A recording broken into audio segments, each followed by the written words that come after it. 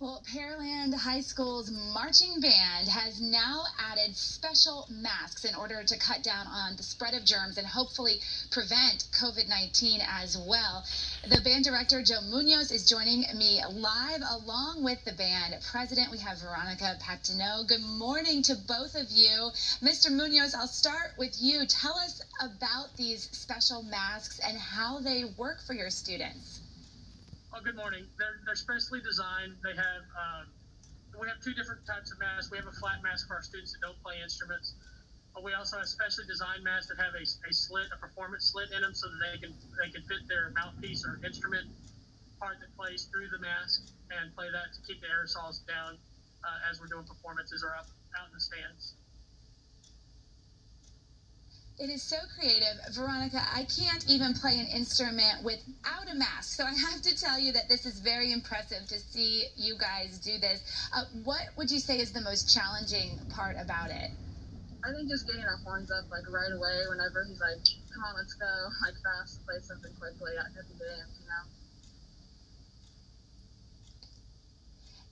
And Mr. Munoz, it's not just masks, I understand, that you all have for your instruments, but there's also some sort of a protective screen that you're using as well. Tell me about that.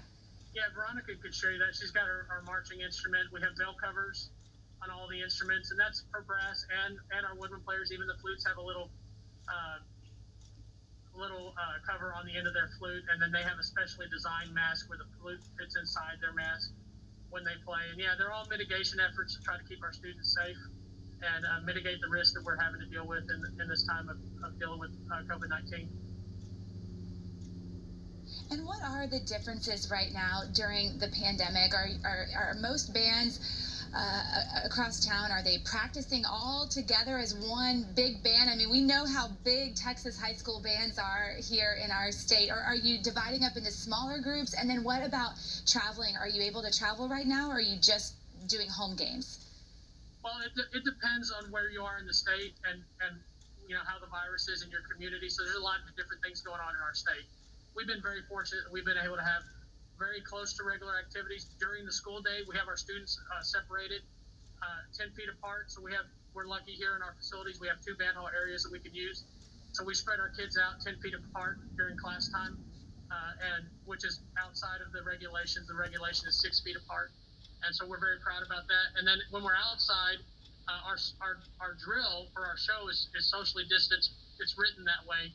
So there's at least 6 feet between all the students all the times during the drill. So we had it written specifically for the times that we're in. And I just want to give a shout out to all of our educators, music educators out there. They're doing amazing work in this time, mitigating things so that our students can be in a safe environment, but still have a quality music education in our state. Oh, and I would certainly echo that. It has been amazing to see what our educators and our community have done. Veronica, before we let you go, does the band sound any different with the masks? And have most of the students, I mean, been more than willing to wear them while they play so that they can continue with their music? I don't think we don't sound any different. We're still as loud as we were. And at first the mask was something to get used to, but after a while we realized it's just the way it has to be to do the thing we love. So here we are. Well, hats off to you and your band director there for getting creative and just making things work in these challenging times. We wish you guys a great band year and hope to talk to you again sometime. Take care. Thank you. Thank you very much.